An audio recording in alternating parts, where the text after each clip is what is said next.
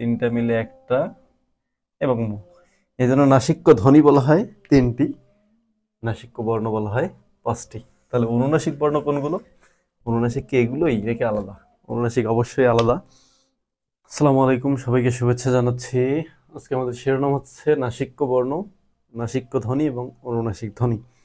আমরা নাসিক্য বর্ণ এবং নাসিক্য ধ্বনি এইগুলো বিভিন্ন পরীক্ষায় দেখেছি এবং নির্ণয় করতে পারি, কিন্তু অনুনাসিক ধ্বনি কোনটা এই জায়গায় গিয়ে অনেক শিক্ষার্থী ভুল করেন। তো আমরা আজকে এই পার্থক্যটাই দেখব, নাসিক্য বর্ণ এবং নাসিক্য ধ্বনির মধ্যে পার্থক্য কি এবং অনুনাসিক ধ্বনি কোনগুলো। তো দেখেন, শুরু করা যাক।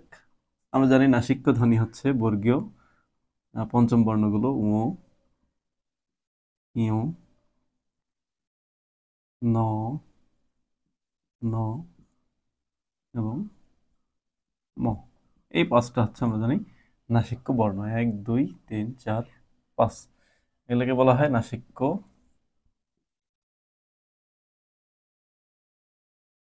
নাসিক্য বর্ণ। তো নাসিক্য বর্ণ এই পাঁচটি হলেও নাসিক্য ধ্বনি কিন্তু তিনটি। নাসিক্য ধ্বনি কয়টি? নাসিক্য ধ্বনি আমাদের তিনটি নিতে হবে। সেই তিনটি হচ্ছে উ,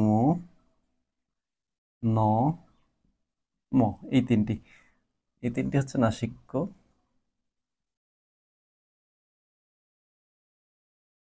ধ্বনি। এখন প্রশ্ন হচ্ছে, তাহলে বাদ গেল কোনটা কোনটা? বাদ গেল ইয় আর এইখানে ন বাদ গেছে।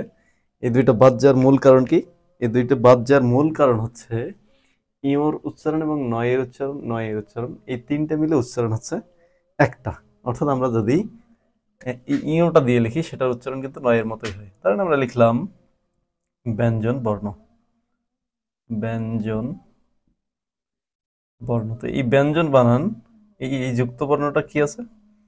যুক্ত বর্ণটা যদি আমরা ভাঙ্গি তাহলে প্রথমে পাওয়া যাবে ইয়, পরে পাওয়া যাবে জ, ইয় জ। কিন্তু এখানে কিন্তু উচ্চারণ হচ্ছে ব্যঞ্জন, ব্যঞ্জন। তার মানে ইয়র উচ্চারণ হচ্ছে নয়ের মতো। সুতরাং ন হচ্ছে এখানে তিনটা মিলে উচ্চারণ একটা, উ এই তিনটা মিলে একটা এবং মু। এই জন্য নাসিক্য ধ্বনি বলা হয় তিনটি, নাসিক্য বর্ণ বলা হয় পাঁচটি। তাহলে অনুনাসিক বর্ণ কোনগুলো? অনুনাসিক কি এগুলোই নাকি আলাদা? অনুনাসিক অবশ্যই আলাদা। অনুনাসিক বর্ণ আর নাসিক্য বর্ণের সংজ্ঞা কাছাকাছি একই রকম।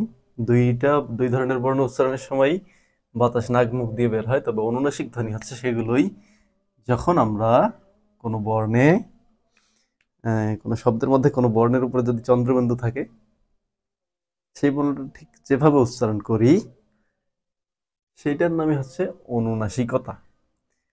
তাহলে সাধারণত আমরা বাংলা শব্দগুলো উচ্চারণের সময়, ধ্বনিগুলো উচ্চারণের সময় প্রতিটার সাথেই 7টা যে মৌলিক ধ্বনি আছে সেগুলো ব্যবহার করি। তার মানে মৌলিক স্বর আমাদের জানার দরকার। মৌলিক স্বর 7টা: অ, ই, উ, এ, ও, আর এটা হচ্ছে এ। একটু উল্টো পাল্টা হলো, কোনো সমস্যা নাই। এই যে আমরা জানি এই 7টা হচ্ছে মৌলিক স্বরধ্বনি। এই 7টা ছাড়া আমরা কিন্তু কোনো ধ্বনি উচ্চারণ করতে পারি না।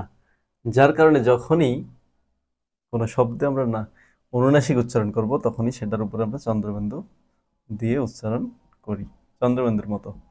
এই জন্য এই 7টার উপরে চন্দ্রবিন্দু যদি দেওয়া যায় তাহলে এই 7টার নামই হয়ে যায় অনুনাসিক ধ্বনি। এই 7টার নামই হচ্ছে অনুনাসিক ধ্বনি। তাহলে অনুনাসিক বর্ণ কয়টি?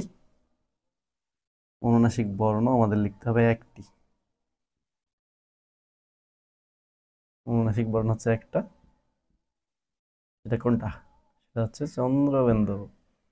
সেটার নাম চন্দ্রবিন্দু। তার মানে আমরা শিখলাম নাসিক্য বর্ণ হচ্ছে 5টি, ধ্বনি হচ্ছে 3টি। অনুনাসিক বর্ণ একটি, কিন্তু অনুনাসিক ধ্বনি হচ্ছে 7।